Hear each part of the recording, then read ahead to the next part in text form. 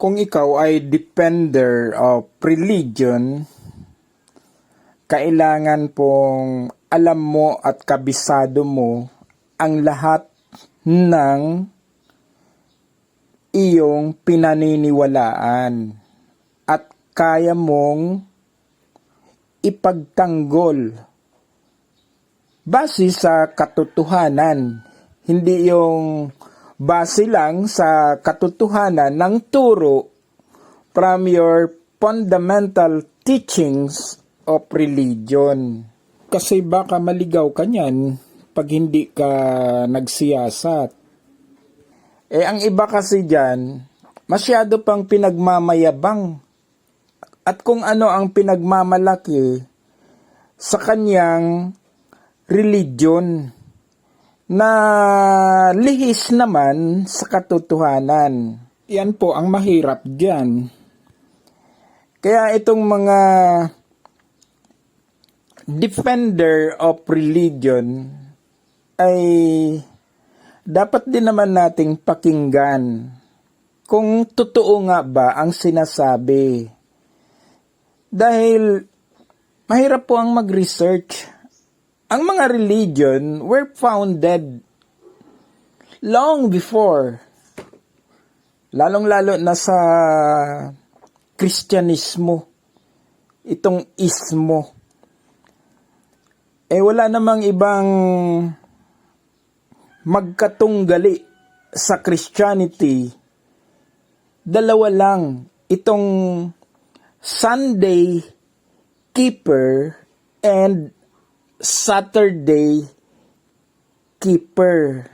Ang ibig sabihin po, yung mga nagsasamba sa araw ng linggo at sa araw na Sabado, which is originated from the Jewish tradition o kaugalian sa Judea, sa kanilang Sabbath day observance.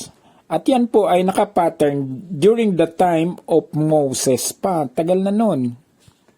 Wala namang ibang pinagtatalunan itong dalawang grupo na ito na kung pwede lang, kung nandyan si Jesus ay pag-umpugin ang mga ulo.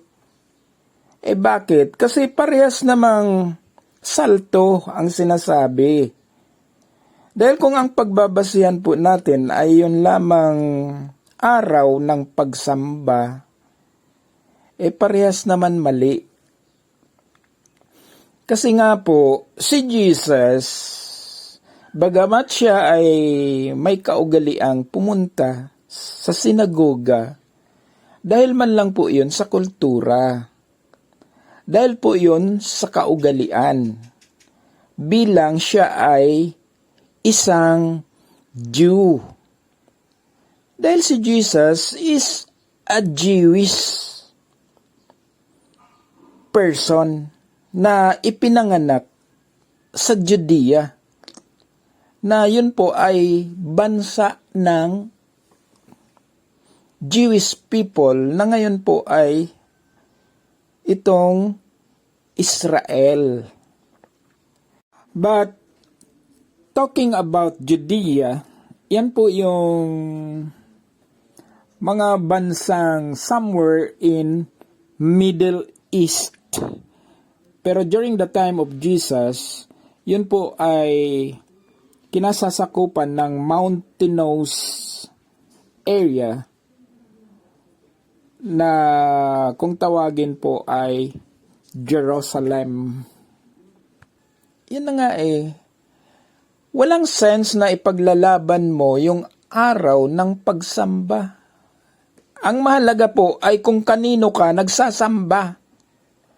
Baka iba na ang sinasamba mo niyan. Sa totoo lang, iba talaga. Iba ang sinasamba nila Ang sinasamba nila ay pera.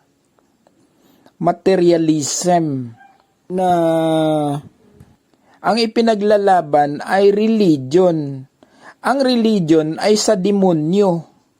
Yun po ang nasusulat kung atin pong saliksikin ang Biblia. So ano ang pinagmamalaki? Kung minsan, masyado lang akong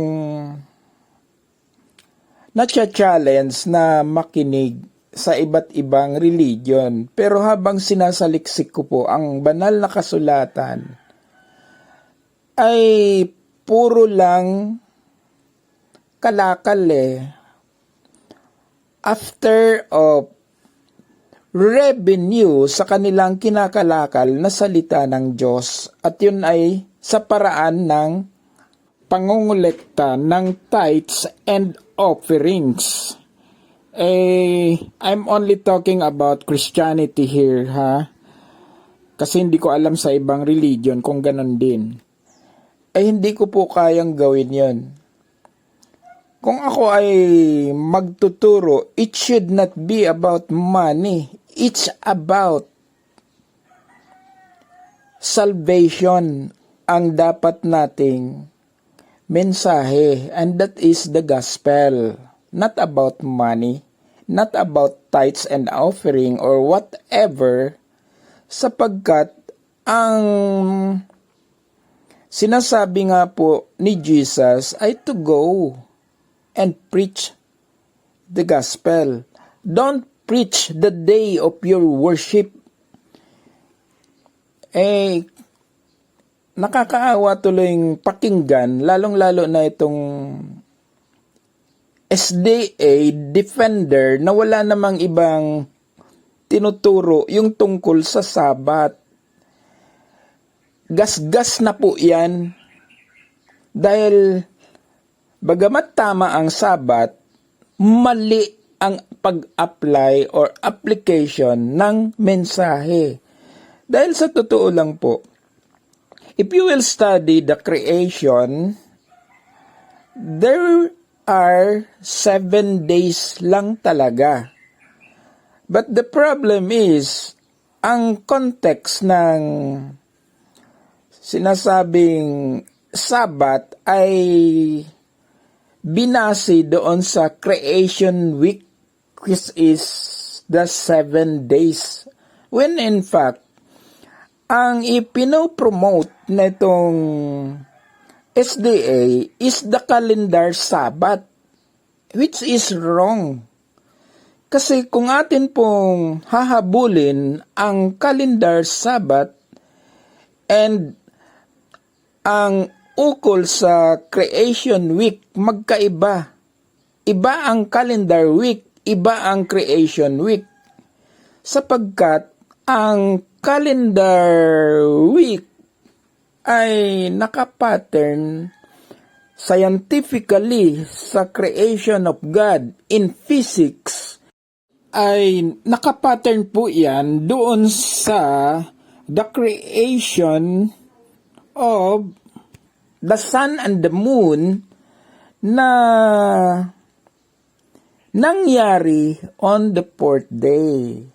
Kung tayo po ay magbibilang ng araw base sa oras, when the time existed through the shadow of the sun or the reflection of light from the sun and the moon, yun po ay magsimula on the 4th day, not on the 1st day of the creation week. Kaya nga po, kung tayo ay magbibilang ng araw, magsimula ng 4th day, ang 7th day from the 4th day is the 4th day. Kung ang calendar ang pagbabasihan, kaya nga po inabolish yan Hindi lang na-explain sa Bible, but scientifically, even God, He introduced the Sabbath rest after He gave the 10 commandments to Moses. Kaso nga, ang turo kasi is religion, Kaya nagkaloko-loko ang kanilang mga interpretation na hindi na yon ang turo ni Jesus and the apostles during the time of Christ's ministry. Hindi na tinuturo ang tungkol sa Sabbath day. In fact, Jesus and his disciples were all accused by the Pharisees as Sabbath breakers. Yun po ang totoo. Hindi na sila nagtuturo din kasi ng Sabbath. Nilalabag nila ang Sabbath. It's about Sabbath rest. Wala naman po tayong ibang dapat pag-aralan. Anong pagkakaiba ng Sabbath day doon sa Sabbath rest? Sapagkat hindi po yun tungkol sa linggo, hindi po yun tungkol sa Sabado, hindi tungkol sa kung Friday or whatever, but it's about worship. Worship in Christ rest na tinatawag nga pong Sabbath rest. Hindi man yan pinag-aaralan kasi ang ipinagtatanggol talaga yung obsolete na Sabbath day under the old covenant of Moses. Kaya nga si Jesus pinapatay Pati mga apostles, pinatay silang lahat. Dahil po, ang kaparusahan ng lumalabag sa Sabbath day ay kamatayan. Kaya itong mga SDA, papatayin lahat yan dahil sa kanilang paglabag sa Sabbath day. Dahil ang kautusan ng Sabbath day ay huwag kang lumabas sa araw na 7 araw ng linggo. Amen? Mga kapatid, gawal na naman tayo sa oras. Ipagpatuloy na lang po natin muli ang ating talakayan. At ito pong muli si Kuya Palabs dito lamang sa ating Friends and Followers channel from Luzon, Visayas, and to the land of promise in Mindanao. Thank you so much for listening and watching.